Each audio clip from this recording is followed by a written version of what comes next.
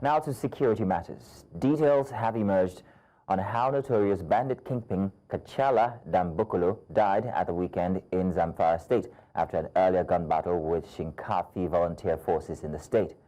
Security forces said Danbokolo and more than 173 bandits were killed after the blistering surprise attack by the Volunteer Forces. According to the sources, Danbokolo, who sustained serious gun injuries during the attack, died over the weekend and was buried on Saturday.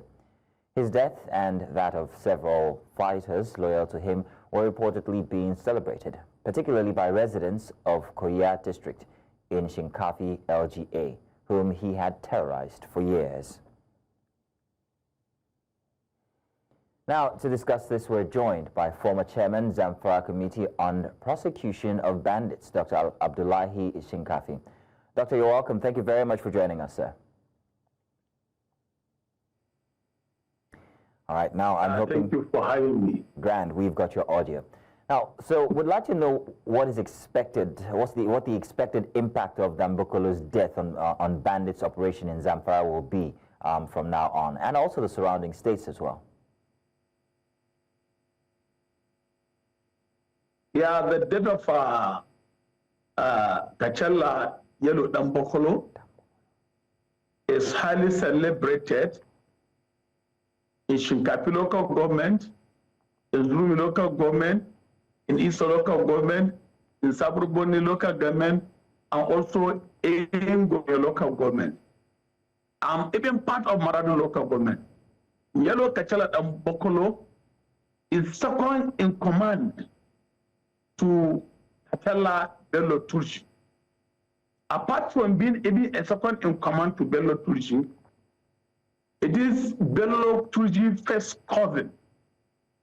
So Danbokolo had been terrorizing the rural communities in Kurya Dambo, in Patay, Chida, Kamarawa, Baparawa, Gebe, Gatawa, and Sabon Birni, Modachi in Isa local government, Goronyo, Maelele, and Gatawa,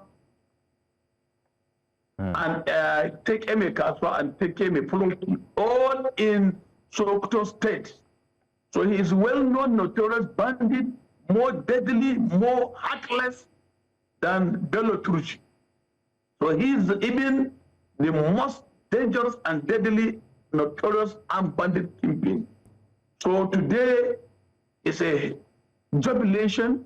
Today is a day of celebration by the people of that rural communities, including the major towns in all these local governments I have mentioned earlier. All right then. So, Doctor, the Joint Security Task Force and the DSS Security Volunteer and the Community Protection Guard, for the past 1 week, the network in Namoda, in Shinkafi, and Isa and Sabo Birni had been switched off by the telecommunication company. Now, Doctor, this operation.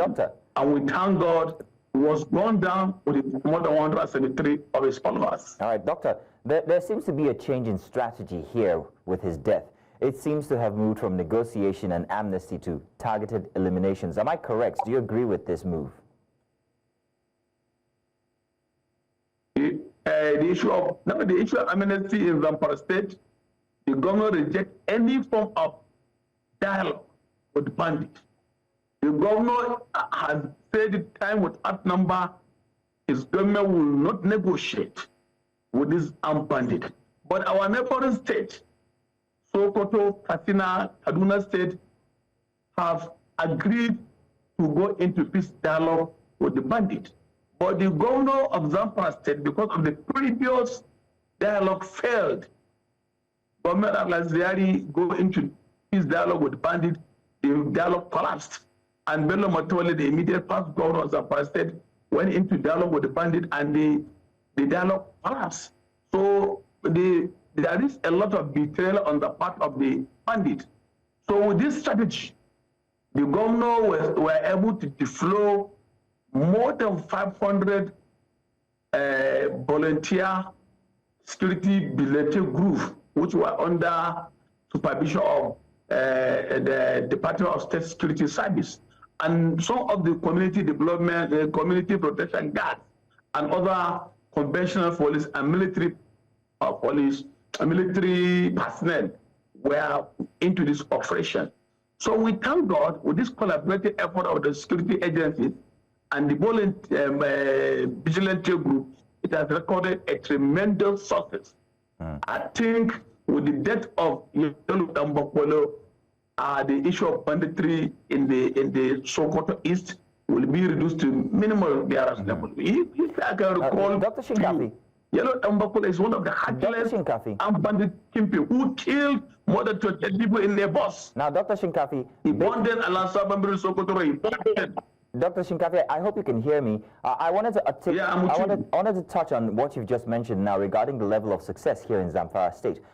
If you compare that to the neighboring states, which you have just told us are embracing amnesty and dialogue with bandits, would you say that Zamfara State is recording progress better than these other surrounding neighbors?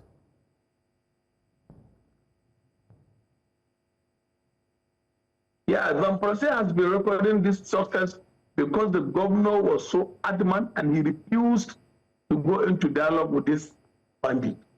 And the switching off of the network is also one of the ingredients that contributed to the success, because the role of informant have been now foreclosed.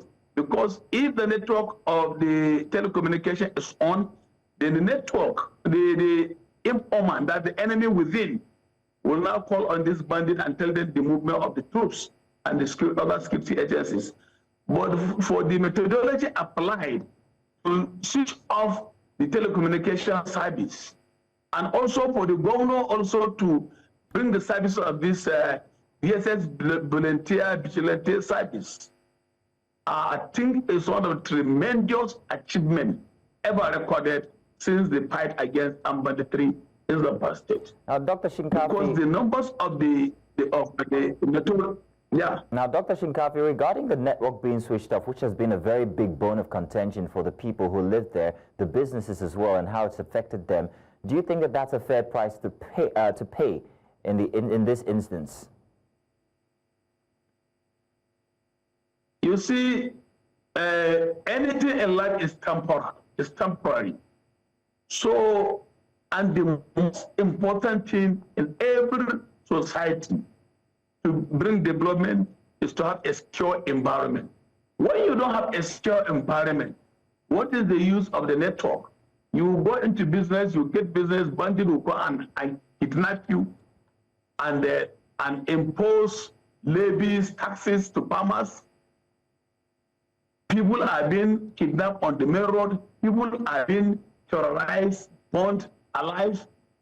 So once you don't have the secure environment, then there's no peace, tranquility, and development in every society.